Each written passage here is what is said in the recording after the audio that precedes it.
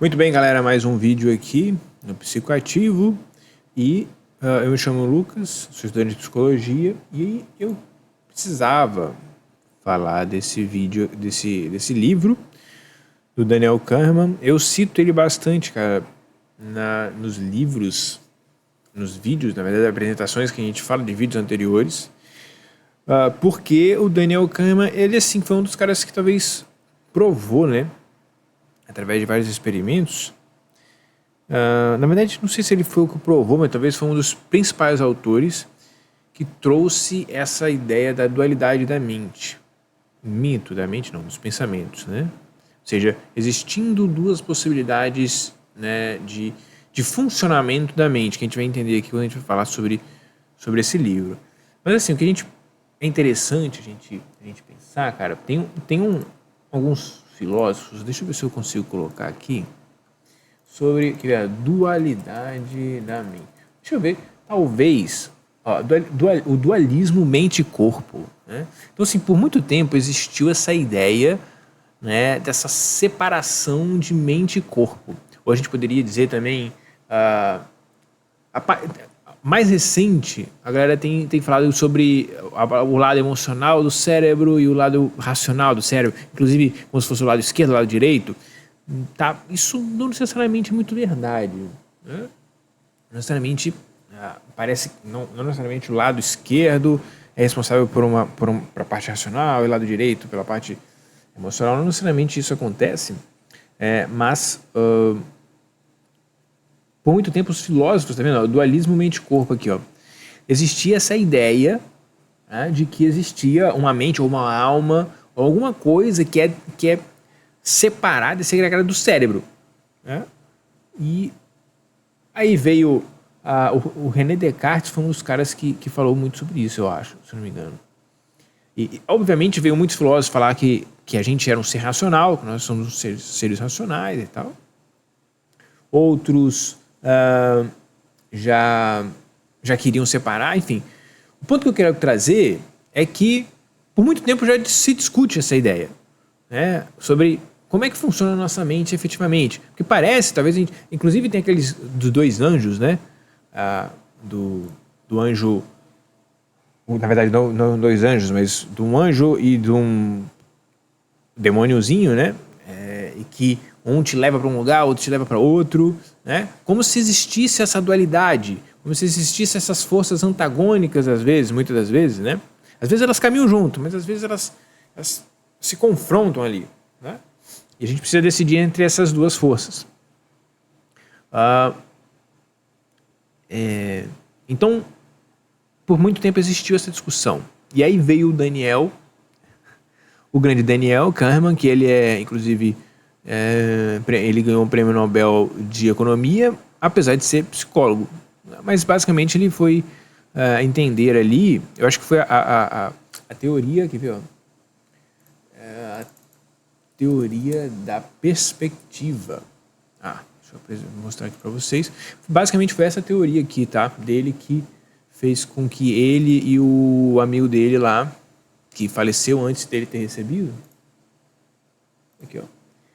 A teoria da perspectiva é uma teoria da psicologia cognitiva que descreve, deixa eu aumentar aqui para vocês, que descreve o modo como as pessoas escolhem alternativas que envolvem risco, tá? Então por isso que foi que ele recebeu o prêmio Nobel de Economia, porque entendia como que as pessoas optavam por ações, né, por comprar e vender ações, né?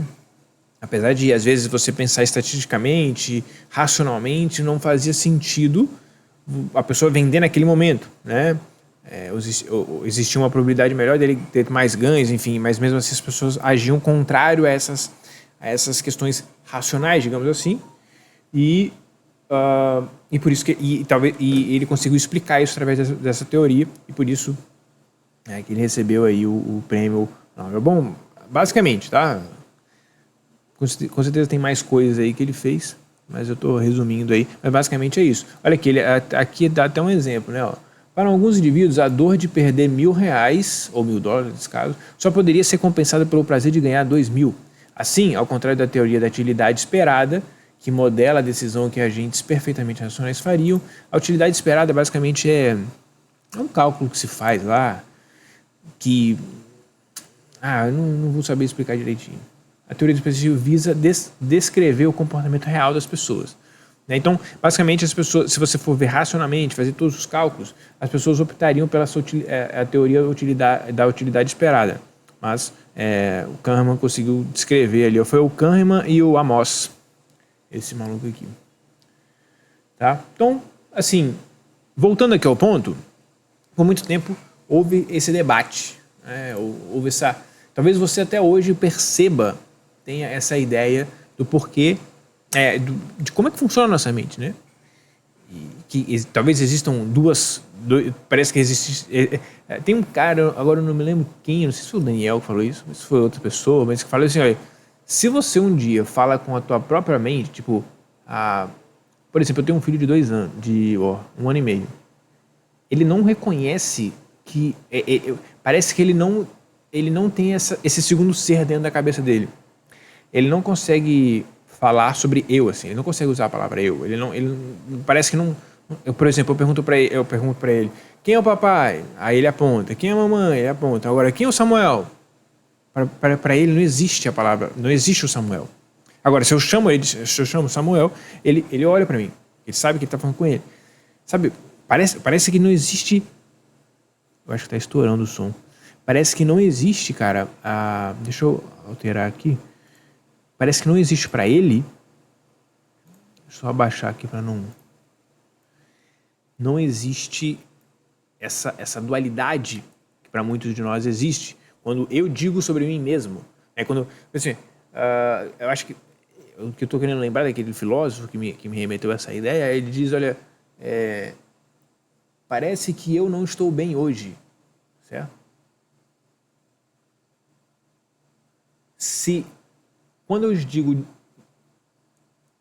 eu não lembro exatamente, mas como se a própria comunicação que a gente faz remetesse a uma ideia que existe 2 seres, tá? Mais ou menos isso. É o quem pensa e quem experimenta, mais ou menos nesse sentido. Então, dito tudo isso, para a gente poder chegar nessa ideia aqui do Daniel sobre as 2 formas de pensar, o que eu acho muito interessante, né? Ele começa a parte 1, eu vou falar sobre a parte 1 aqui, que está tudo em amarelinho, eu vou tentar ser breve, tá? Apesar de ter bastante coisa, e depois a gente vai fazer a parte 2, que é onde ele realmente destrincha esses 2 personagens, que é o que ele vai chamar de Sistema 1 e Sistema 2, e depois tem a parte 3, parte 4, que eu vou deixar, eventualmente, se a galera gostar, a gente pode aprofundar no próximo vídeo. Eu confesso que é um livro que ele não é gostoso de ler, né? Eu ouvia um tempo atrás, uma pessoa falando sobre o Daniel, sobre a escrita dele, e ele não é um cara de criar uma história, uma narrativa legal.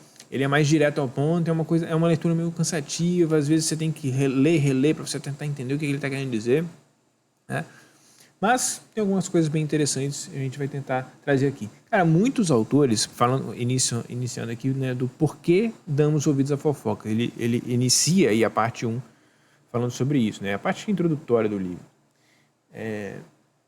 E veja que interessante, muitos autores falam sobre isso. Eu estou lendo recentemente o livro, não está aqui agora, Mente Moralista, que o autor americano, esse livro aqui,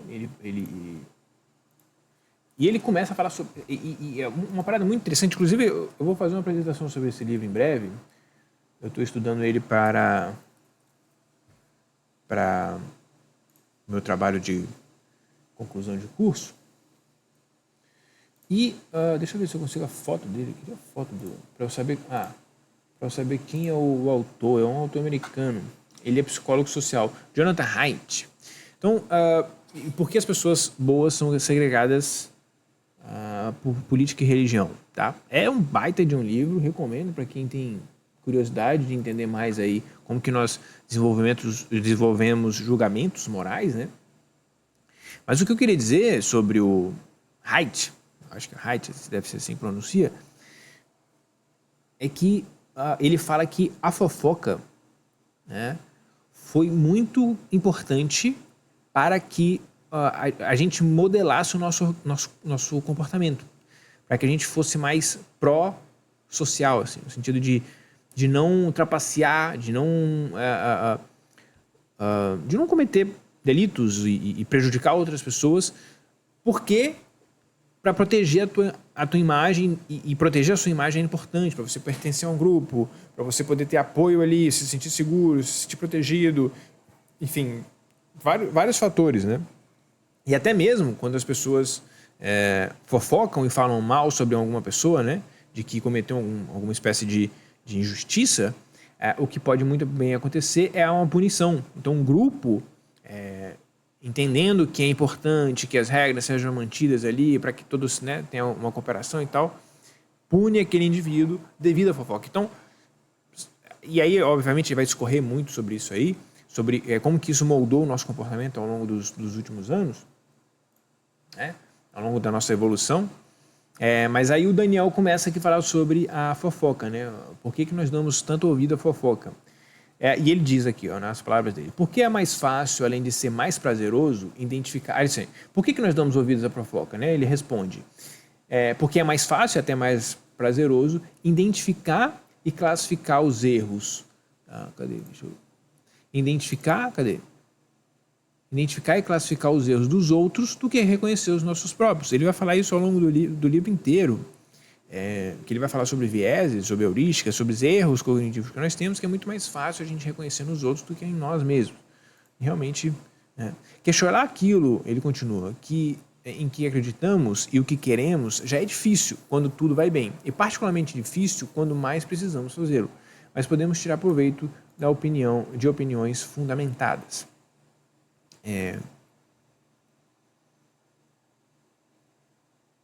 Ok. Muitos de nós antecipam espontaneamente como amigos. Muitos de nós antecipam espontaneamente como amigos e colegas vão avaliar nossas escolhas. Olha só que interessante. Portanto, a qualidade do conteúdo desses julgamentos antecipados faz diferença. A expectativa de fofoca inteligente é um motivo poderoso para a autocrítica séria. Lembra que eu falei, então, lá antes mesmo aqui do Haidt, né, como que a fofoca, ou seja, essa expectativa, a expectativa da fofoca, né? Ou seja, você espera que as pessoas vão falar de você, você espera que as pessoas vão te julgar, vão te avaliar, e, portanto, você faz essa autocrítica séria, né, para você poder reorganizar ou ter um controle maior sobre o seu comportamento. Mais poderoso do que resoluções de ano novo para melhorar as próprias tomadas de decisão no trabalho da vida pessoal. Então, muitas das vezes a gente faz essas resoluções, ou seja, essas listas de desejos que nós gostaríamos de fazer, só que, inclusive, tem uma galera do coaching, autoajuda, até da psicologia, que vai dizer que uma das grandes forças para você poder cumprir com uma promessa, com uma coisa que você gostaria de fazer, é você fazer uma espécie de compromisso social, tem uma palavra para isso, um acordo, você se comprometer socialmente, né? Ou seja, você combinar com outras pessoas. Você falar, pessoal, eu vou fazer tal coisa. A minha esposa, particularmente, ela, quando, por exemplo, ela vai para a academia, se for por ela, talvez, às vezes ela vai, às vezes ela não vai. Agora, se ela combinar com uma pessoa, meu amigo, pode ter certeza que ela vai estar lá. Tem algumas pessoas que são mais movidas por isso. Outras, não tanto assim, né? Outras são meio cara de pau. Combinam e não vão fazer as coisas. Muito bem. Então, olha só. O Daniel ele diz, olha, você não consegue investigar passo a passo. Olha, aqui é uma introdução, tá? Ele vai trazendo alguns pontos, alguns elementos que são importantes para depois a gente entrar a fundo lá nos dois personagens. Então, a gente faz uma avaliação sem intenção, tá? Esse é o sistema 1, ele vai explicar lá daqui a pouco. Você não consegue investigar passo a passo como detectou um tom de irritação na voz da sua esposa ao telefone, ou como foi capaz de evitar uma ameaça na pista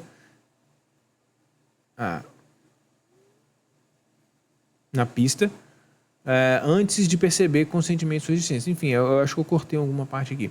O trabalho mental que gera impressões, intuições e diversas decisões ocorre silenciosamente em nossa cabeça. Então, a gente não consegue perceber a gente não consegue descrever racionalmente por que uma pessoa aparentemente para nós nos parece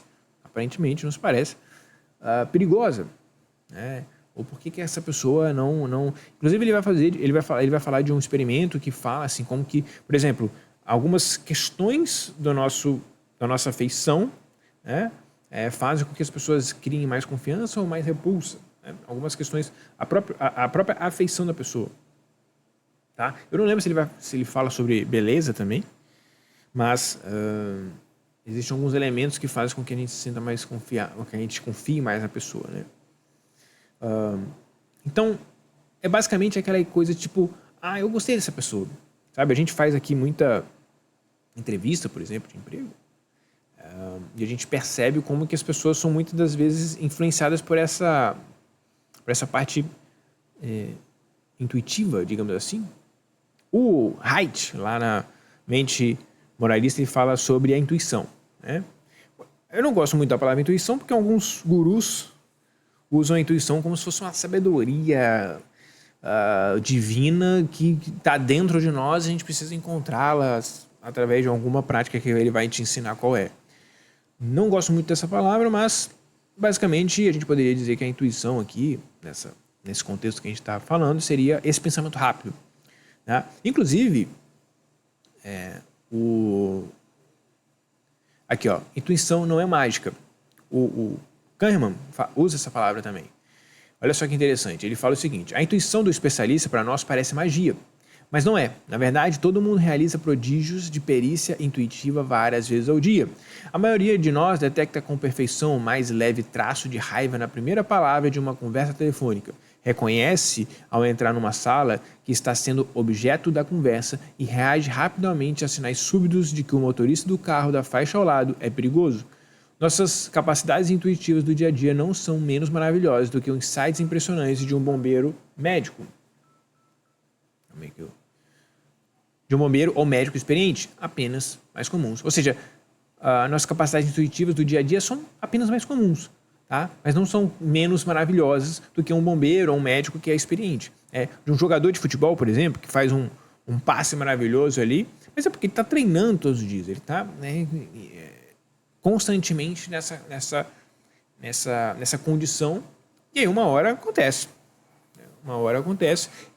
Ele conta um caso específico nesse livro. Pô, qual foi, cara? O que os caras estão ligando nessa hora da noite? Ele conta um caso específico em que ele fala de um bombeiro lá que ele sente alguma coisa, ele não sabe exatamente por quê. Eles estão apagando um incêndio lá de um prédio, de uma casa, na verdade. E aí ele sente uma parada e fala: cara, todo mundo pra fora da casa. Todo mundo saiu. Quando o último cara meteu o pé pra fora da casa, bum, a casa desabou. O fogo ele tava vindo de baixo, tava lá do basement, que chama lá nos Estados Unidos, né, que é do porão lá. E aí a casa desabou. Então a gente poderia alegar e acreditar que isso seria uma coisa muito... como é que eu posso dizer? Mágica, né? Mas que na verdade não. Ele está constantemente em contato com isso e ele, uma hora, ele vai conseguir perceber alguma coisa, o cérebro dele vai perceber alguma coisa que a maioria de nós não perceberia, porque ele está em contato e experiência constantemente com isso, né? E aí eu coloco aqui a primeira resposta certa, né? A questão que o executivo... Aí ele vai falar sobre ele vai dar um exemplo de um executivo que gostava, né, da Ford, e ele vai falar sobre as heurísticas, né? Então, o que acontece, cara? Normalmente, talvez você já viu alguns outros vídeos aqui nossos do Psicoativo, você vai ouvir eu falar bastante da primeira resposta certa. Eu sempre tento falar que isso eu tirei do Murilo Gun, um professor de criatividade lá antigo, que mudou até seu ramo de atuação atualmente, eu acho. Não tenho acompanhado mais ele. Eu aprendi isso com ele, no curso dele de criatividade. E olha só que interessante, né? O Daniel Kahneman vai dizer aqui que existia um cara, que ele é um investidor, e ele tinha uma certa afeição à Ford, os carros da Ford. E aí ele enfrentava uma questão. Que questão é essa? Ele precisava saber se ele investia ou não na Ford, tá? como essa era uma difícil, tá vendo aquele? Era difícil essa questão para ele. Mas a resposta que ele teve é: gosto de carros da Ford, certo? Eu gosto de carros da Ford. Aqui é uma pergunta, né? Mas ele respondeu isso. Veio prontamente à sua mente e determinou sua escolha. Então, cara, olha, eu gosto de carros da Ford. Eu acho que os carros da Ford, cada vez mais as pessoas vão comprar, porque as pessoas vão perceber quão bom eles são. E, portanto, a marca vai ganhar mais prestígio, vai vender mais carro, vai ficar melhor, e a gente vai... E a ação dela vai aumentar. E dessa maneira ele tomou a decisão por investir na Ford, nas ações da Ford, e não necessariamente por uma questão pensada, certo? Ele analisar o cenário, analisar se o próprio cenário de carros automotivos está crescendo, está diminuindo, se está vindo outras de fora, enfim, como que está atualmente internamente dentro da Ford, enfim, tem várias avaliações, mas aqui o Kahneman vai falar sobre as heurísticas, que basicamente é quando a gente pega, tá vendo? A gente pega uma pergunta difícil, que é: devo investir em ações da Ford? Essa é uma pergunta que abre espaço para uma enormidade de perguntas, de considerações a serem feitas. Só que quando esse executivo se confronta com essa pergunta, e muitas das vezes a gente pode pegar vários exemplos, né? Devo eu namorar com essa menina? Né? Devo eu casar com essa pessoa? Devo eu ter filhos? Devo eu viajar para esse lugar? Devo eu comprar um apartamento? São perguntas difíceis da gente fazer. Da gente buscar uma resposta bem precisa, né? Bem analisada. Demanda tempo, demanda do nosso sistema 2, que a gente vai aprender aqui agora. Só que o sistema 1, o que ele faz? Se a gente não estiver atento para isso, esperto, ele pega essa pergunta difícil e fala: cara, vamos lá. É difícil eu não sei o que eu tenho que considerar, mas vamos lá, olha. Eu gosto de carros da Ford. Eu gosto de carros da Ford? Aí é uma pergunta. Eu gosto de carros da Ford. Eu acho que as pessoas vão gostar de carros da Ford. Eu acho que mais pessoas vão comprar carros da Ford. Eu acho que, sei lá, o mundo está melhorando e tal. Então, assim, eu troco a minha pergunta inicial. Então, eu caso com essa pessoa. Mas eu gosto dela, cara. Gosto dela. Ela é legal, ela é uma pessoa simpática, trabalhadora, sei lá o quê. Então, você decide por casar, né? Uma questão bem difícil a gente responder sobre isso, com base na resposta de uma pergunta um pouco mais fácil. Por isso que eu coloco aqui a primeira resposta certa. Então, a gente nunca pode se contentar com a primeira resposta certa. Nunca não, né? Nunca não. A gente vai ver aqui que 98%, 99% do tempo a gente está no modo automático das coisas. Para algumas coisas importantes, é importante a gente debruçar, né? A gente se delongar, eu nem sei se existe essa palavra, se a gente realmente gastar um pouco mais de tempo para a gente poder considerar coisas novas, né? Coisas que a gente não estava considerando antes. E aí, quando essa primeira resposta, ou seja, quando o nosso sistema 1 não traz essa primeira resposta certa, o que acontece? A busca espontânea, então, para uma solução intuitiva, fracassa, pode fracassar. Nenhuma solução especializada, nenhuma resposta heurística vem à mente. Em tais casos, muitas vezes nos pegamos passando a uma forma de pensar mais lenta, mais deliberada e trabalhosa. Ele vai dar um exemplo aqui, a gente vai falar mais, que é bem específico desse exemplo, mas basicamente,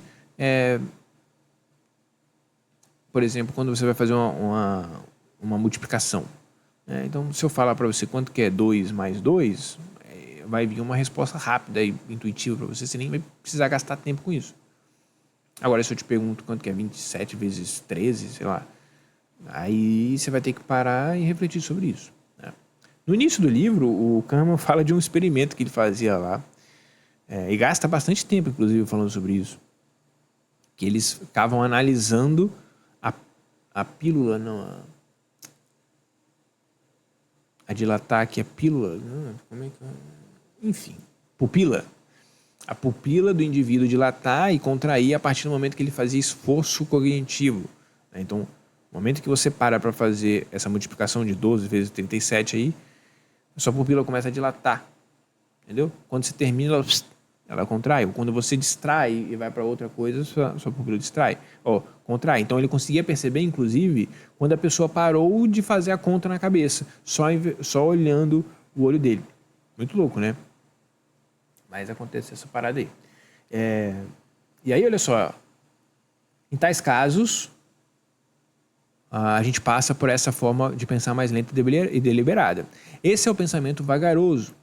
Pensar rápido inclui ambas as variações do pensamento intuitivo, especializado e heurístico, bem como as atividades mentais inteiramente automáticas de percepção e memória. As operações que lhe possibilitam saber que há uma luminária em sua mesa ou lembrar o nome da capital da Rússia. Tá? Então, basicamente isso aí é o pensamento 1.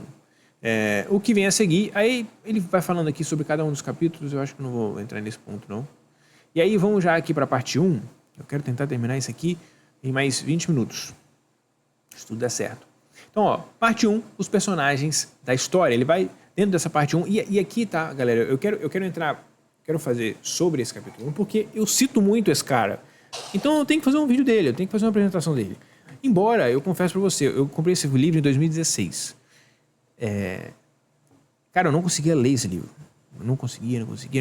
Aí comecei a ler agora, tava motivado, animado, mas porra, uma repetição atrás da outra. Aí eu nem passei do segundo. Acho que na verdade eu devo ter chegado. Nem passei da segunda parte, né?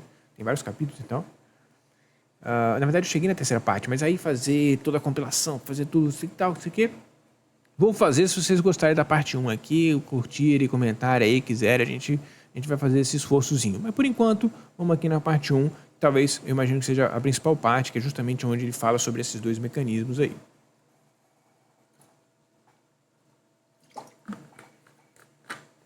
Eu tenho outras coisas para estudar, né? Se eu tivesse que ler esse livro para estudar para alguma coisa... Muito bem. Então, olha só. Aí a gente até falou sobre isso, né? Tão certa e rapidamente quando você viu o cabelo da mulher escuro, porque o cabelo da mulher é escuro, dessa mulherzinha aqui, você compreendeu que ela está com raiva. Além do mais, o que você viu se projetou no futuro. Ou seja, você percebeu que esta mulher está prestes a dizer algumas palavras muito desagradáveis, provavelmente num tom de voz alto e estridente. Uma premonição do que ela fará a seguir veio à mente. Automaticamente, e olha só, sem esforço. Então veio automático e muitas das vezes sem esforço, certo? Então, aí ele vai falar, agora olhe para esse problema, 17 vezes 24. Aí o que ele vai dizer? Sem gastar algum tempo resolvendo o problema, porém você já não teria certeza de que a resposta... Sem gastar algum tempo, você não teria certeza, ou seja, você só saberia a resposta para essa pergunta, só vinha na tua cabeça se você gastasse um tempo, certo? Ele diz. Então, por várias... Aí, olha que interessante, eu comecei falando sobre isso, né? Por várias décadas, os psicólogos têm se mostrado profundamente interessados nos dois modos de pensamento. Então, na verdade, já existia, tá? Antes dele delimitar, inclusive, olha só que interessante. Evocados pela foto da mulher e pelo problema da multiplicação. E sugeriam muitas classificações para eles. Então o Kahneman, ele não necessariamente ele desenvolveu esses dois conceitos. Na verdade, ele adotou esses dois termos, o sistema 1 e o sistema 2, do Kate Stanovic e Richard West, né? Que aí ele chama de sistema 1 e sistema 2. Então ele não trouxe isso. Talvez ele se baseou nisso para poder depois ele desenvolver lá a parte da teoria da perspectiva. Tá? Interessante saber. Então não foi ele que necessariamente desenvolveu isso, né? Ele não é o autor dessa parada. Mas tudo bem, aí vai levar a fama sobre isso. O sistema 1, então, ele opera automaticamente e rapidamente, com pouco ou nenhum esforço e nenhuma percepção de controle voluntário. A gente não precisa necessariamente controlar essas coisas. Inclusive, olha só que interessante, né? Quando a gente vai falar sobre meditação, já parou para pensar nisso? Não sei se você já ouviu falar sobre meditação, mindfulness.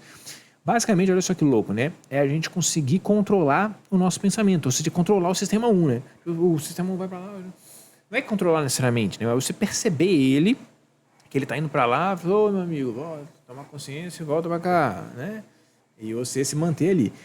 Que é justamente o trabalho do sistema 2. Talvez a meditação e mindfulness é justamente a gente treinar o sistema 2. O sistema 2, então, ele aloca atenção às atividades mentais laboriosas. Cara, você se concentra na tua respiração, no teu corpo, né? Se você estiver ali na meditação, por exemplo, num scanner corporal, coisa do tipo, dá trabalho. Requisita muita atenção. E a atenção requisita, lembra, energia, né? O sistema 1, ele divaga e viaja sobre o mundo, parece que não tem esforço, parece que está relaxando, inclusive, né? Atenção às atividades... então, o sistema 2 aloca atenção, energia, às atividades mentais laboriosas, incluindo cálculos complexos. As operações do sistema 2 são muitas vezes associadas com a experiência subjetiva de atividade, escolha e concentração. Tá, muito bem. Aqui eu até falei sobre o livre-arbítrio, né? Existe uma discussão, já falei em alguns vídeos atrás, sobre o livre-arbítrio. É uma discussão que, eventualmente, eu vou pesquisar sobre isso. Eu não sei. Deixa eu ver se eu consigo abrir aqui. Tem um autor, livre-arbítrio. Tem um autor, tem um livro sobre liberdade e livre-arbítrio em Hobbes.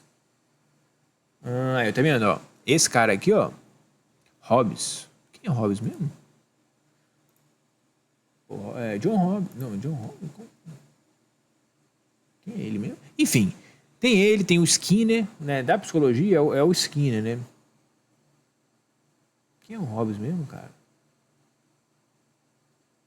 Enfim, há essa discussão, né, de que será que a gente tem o livre-arbítrio ou não, né? Se a gente for parar para pensar que o nosso sistema 1, ele está aí, eu que estou alegando, né, 99% do tempo, né, guiando a nossa mente, guiando muitas das vezes os nossos comportamentos, a gente pode dizer que a gente não tem muito lá livre-arbítrio, tá? Mas, cara, se a gente tiver uma motivação suficiente para parar e pensar nas coisas, para parar e, ao invés de você deixar sua mente levar você a tomar uma decisão impulsiva, você conseguir trabalhar isso, né, você conseguir ter essa consciência, eu me levo a crer que necessariamente a gente tem um certo livre-arbítrio. Ele é difícil, ele é trabalhoso, ele gasta energia, precisa ter uma certa motivação para isso, mas eu tendo a crer que a gente tem um livre-arbítrio. Tá? E aí, obviamente, aí você fala, mas o seu sistema 2 também é influenciado pelos ambientes, enfim, há uma discussão sobre isso. Mas, com base nisso aqui, né, e somente nisso aqui, a gente pode considerar mais coisas para a gente poder... É mais uma reflexão. Né? Eu não sei se você acredita em livre-arbítrio ou não, coloca aí nos comentários se faz sentido para você a questão do livre-arbítrio. Mas se a gente for pensar nesses dois sistemas aqui, faz sentido de que realmente grande parte do nosso comportamento ele é automático, involuntário, né? Sem o controle voluntário. Mas existe também uma parte do nosso cérebro que ele demanda um certo controle. Tanto que a gente não consegue fazer duas atividades, por exemplo, você não consegue fazer o cálculo e fazer uma curva rápida, por exemplo, uma curva de um carro rápido numa pista estreita, assim. Ele dá, inclusive, o Kahneman dá esse exemplo, né? Então, coisas que demandam muito da nossa mente mais do sistema 2, por exemplo, a gente não consegue fazer normalmente duas coisas, essas duas ao mesmo tempo. Beleza? Nós temos aí mais 12 minutos. Nós temos mais 12 minutos para falar sobre... não é muita coisa, não. É bastante coisa, hein? É bastante coisa. Qual é que a gente faz aí? Eu termino gravando num outro momento. Então, o Kahneman descreve o sistema 1 como originando sem esforço, impressões e sensações que são as principais fontes de crenças explícitas e escolhas deliberadas do sistema 2.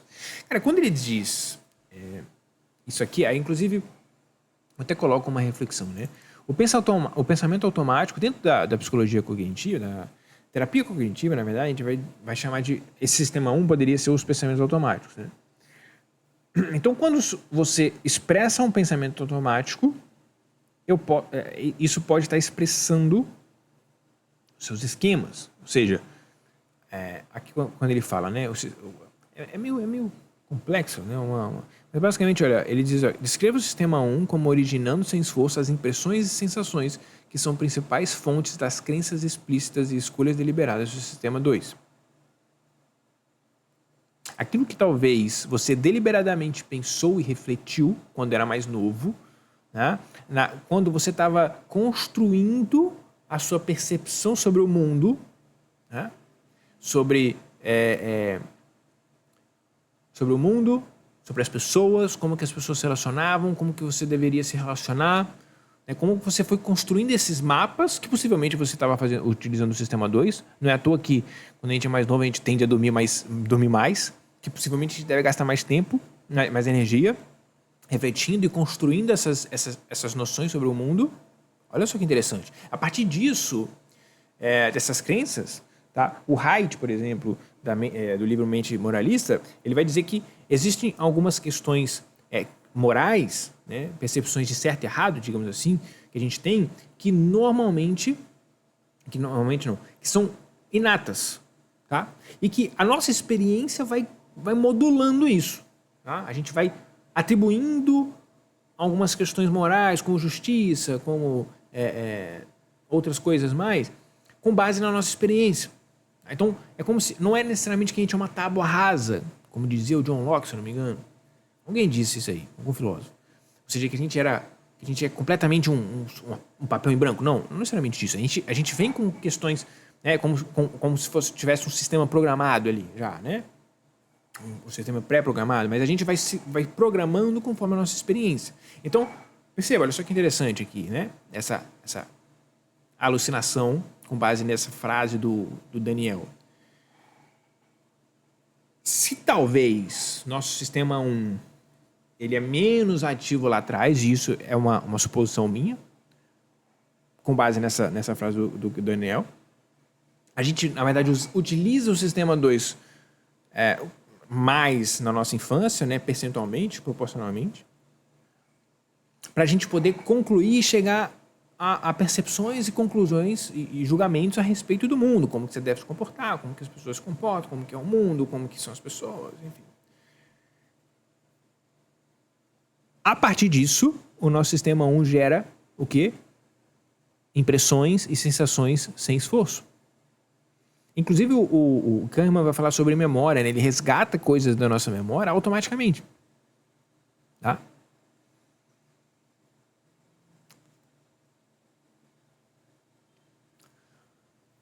Então, qual que é essa parada? A gente tem que, se a gente quer mudar alguns pensamentos automáticos, principalmente dentro da terapia, a gente utiliza isso muito, né? Da terapia cognitivo comportamental. Se a gente quer mudar, por exemplo, a gente falou sobre os desejos de ano novo, né? E você diz, pô, mano, eu vou começar a ir na academia. Ou eu vou começar a comer melhor, sei lá. Só que quando eu vejo, eu já estou caminhando para aquele lado lá de novo. Possivelmente, existem crenças, que a gente pode chamar também aqui, ó, de esquemas, dentro da terapia da TCC, né? A gente chama esses conjuntos de crenças, né? Que eles estão ali, de certa maneira, interligados como esquemas, que eles vão... eles alimentam o sistema 1. Muito louco aqui essa ideia, mas enfim, talvez com o tempo aqui, ao desenrolar dessa apresentação aqui, a gente fale mais sobre isso. Beleza? As operações automáticas do sistema 1, então, o Kahneman continua, né? Geram padrões de ideias surpreendentemente complexos, mas apenas o sistema 2, mais lento, pode construir pensamentos em séries ordenadas de passos. Olha só que interessante isso. Olha só o que ele falou. O sistema 1 gera padrões de ideias surpreendentemente complexos. Eu não sei se você já viu esses caras aqui do... como é que é o nome? Eles são do... Os Barbichas. Na verdade, eles são os Barbichas, mas eles têm um programa que eu acho muito massa, cara. Esse aqui, os Barbichas, improviso. Enfim, eles fazem um negócio de improviso. Cara, eles fazem umas piadas, eu não diria nem uma piada, mas basicamente eles fazem aqui, eles falam aqui, ó. Será que fala aqui? Mas é um teatro eles fazem um teatro improvisado, basicamente, né? Então eles criam sketch, cenas, e eles vão fazendo tudo isso na improvisação. Eles dão lá, tem lá algumas referências e tal. Ou seja, o cara tira, eles conseguem fazer algumas sacadas, algumas como é que a gente pode falar? Eles fazem algumas combinações, algumas ideias que eles têm, que assim, você fala, putz, grilo, o cara relacionou uns negócios assim, uns negócios malucos. Ou seja, é bem complexo. Surpreendentemente complexo, como o Daniel falou aqui. Mas foi automático, às vezes muito sem esforço. É claro que eles falam, eu já ouvi eles dizerem, já fiz inclusive até um workshop com o Márcio Balas, que também é um dos caras que faz isso, e fala, cara, improviso não necessariamente é gambiarra, né, ou coisa do tipo, mas demanda muito estudo, muito trabalho, muito trabalho laboroso, lento, que é o Sistema 2, certo? Ou seja, o Sistema 1 ele é surpreendentemente complexo, mas quando o Sistema 2 trabalha, pô, sabe? Você não vai ter uma ideia surpreendente sentado aí. Cara, isso é uma coisa muito louca.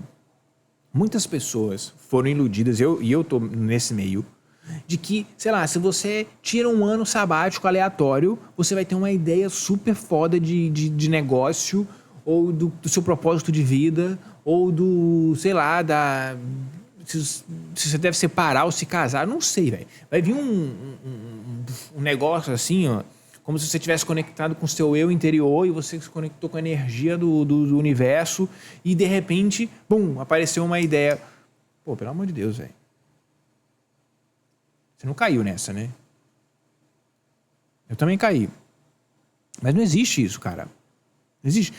O que acontece muito é quando a gente, através do Sistema 2, a gente pesquisa, estuda, a gente gasta tempo e energia e que, às vezes, você sai daquele problema que você estava tentando resolver, que você não conseguiu encontrar a solução ainda, vai tomar um banho e no banho parece que a tua mente começa a divagar de maneira automática e pum, gera alguns neurônios se conectam lá e de repente vem uma ideia. Mas você estava trabalhando, mas existia um trabalho anterior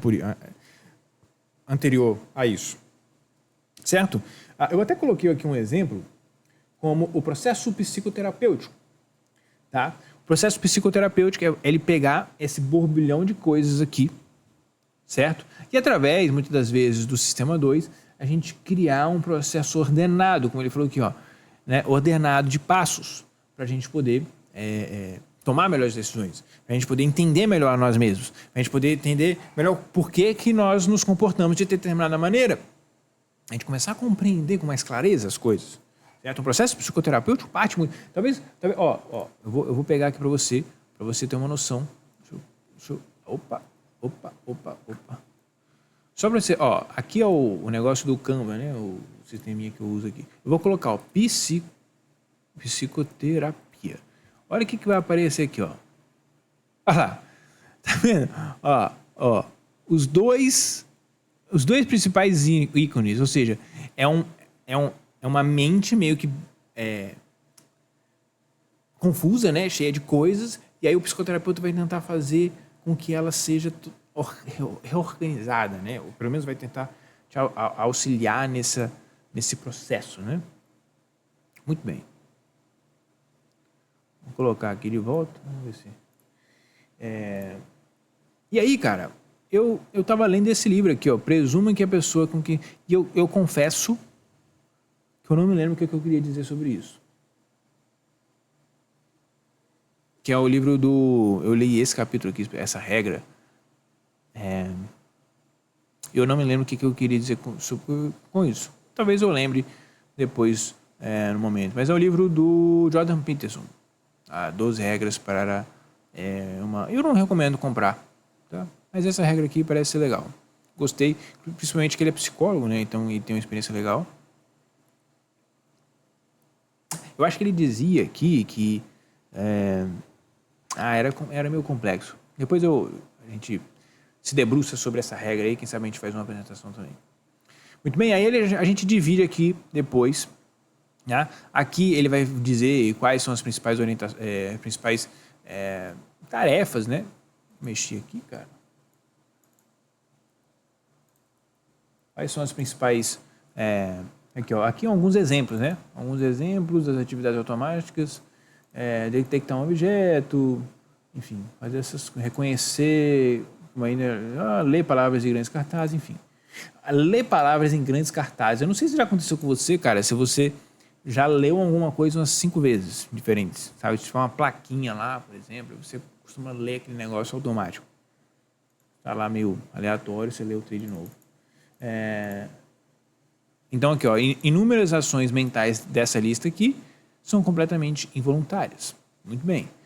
Já o sistema 2, as operações altamente diversificadas do sistema 2 têm como característica comum que exigem atenção e são interrompidas quando a atenção é desviada. Eis aqui alguns exemplos. Manter-se no lugar para o tiro de largada numa corrida. A gente poderia dizer manter-se no lugar quando você tem que... Quando você tem uma... Quando você está fazendo meditação, por exemplo, né? Poderia dizer isso também. Concentrar a atenção no palhaço do circo, concentrar na voz de determinada pessoa, se ela cheia, enfim. E aqui ele vai falar sobre algumas coisas. Em todas as situações você deve prestar atenção. Você não se sairá muito bem ou nada bem se não estiver preparado ou se sua atenção for direcionada inapropriadamente. Cara, até aqui a gente está explicando esses dois personagens. Mas assim, eu não sei, eu confesso que eu não sei. Na TCC a gente tem os pensamentos automáticos, que a gente poderia dizer aqui que é o pensamento rápido. E, inclusive, eu enquanto um futuro psicoterapeuta dessa abordagem, eu acho que é extremamente importante você saber esses dois sistemas, né? Ou pelo menos você se embasar numa teoria, né, que os explique, né, e que você consiga traduzir isso ali numa psicoterapia que utiliza-se dos dois sistemas. Mas a gente vai ver que esses dois sistemas eles se relacionam em várias coisas. Eu já dei aqui vários exemplos, o Daniel dá vários outros exemplos, e ele acaba se servindo de base para a gente compreender várias coisas. Tá? E a gente vai entender mais sobre isso ao longo desse vídeo, inclusive vários outros vídeos que de vez em quando eu cito esse cara aqui. O sistema 2, então, tem alguma capacidade de mudar o modo como o sistema 1 funciona, programando as funções normalmente automáticas de atenção e memória. Olha só, então o sistema 2 ele tem alguma capacidade de mudar como o sistema 1 funciona. E aqui é mais um ponto que talvez comprove que nós temos um certo livre-arbítrio. A gente consegue modular um pouco esse sistema automático nosso.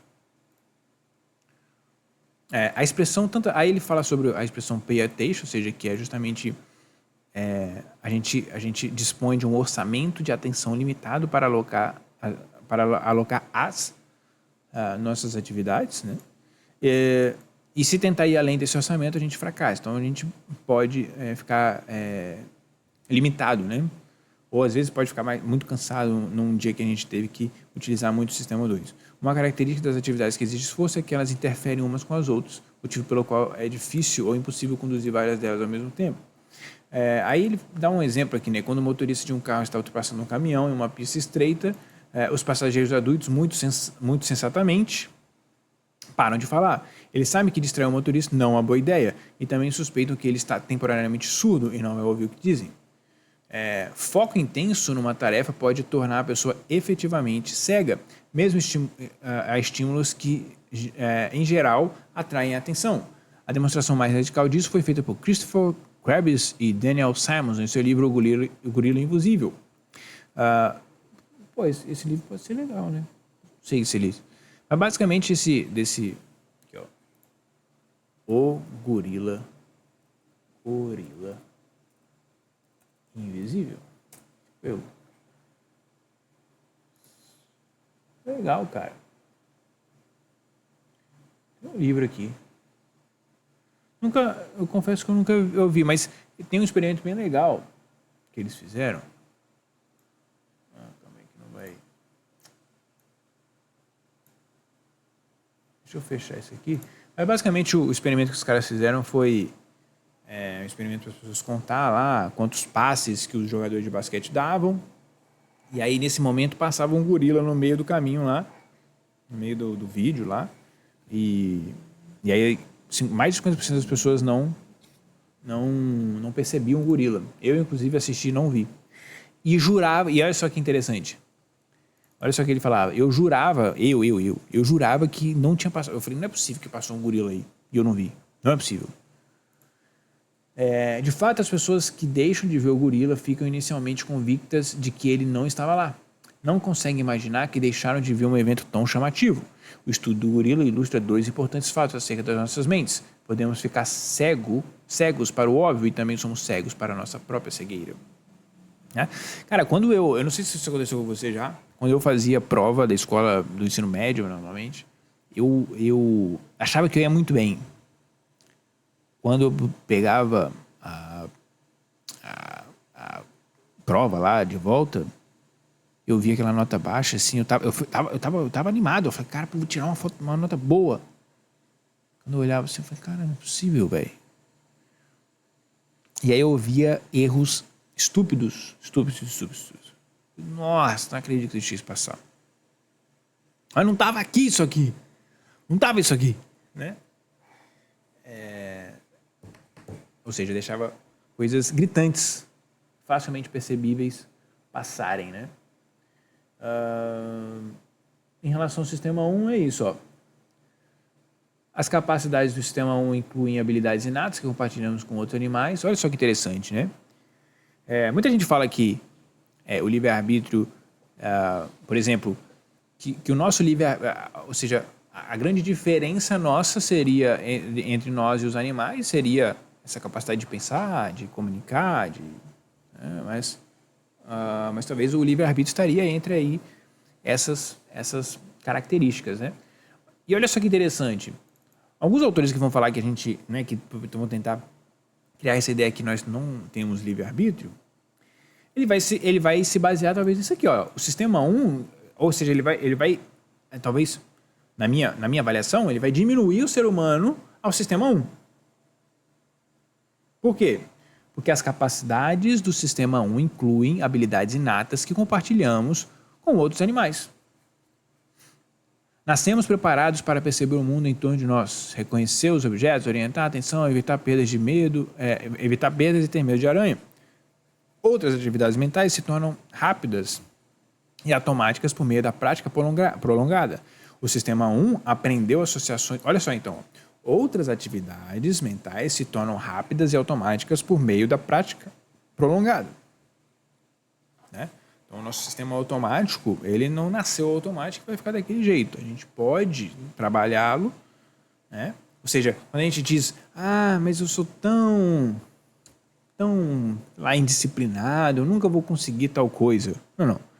Através de uma prática prolongada, de uma prática deliberada, possivelmente você consegue mudar esse modo automático seu e aí vai ficando cada vez mais fácil, né? No início vai ficando difícil, mas depois vai ficando cada vez mais fácil porque você vai automatizando essas coisas.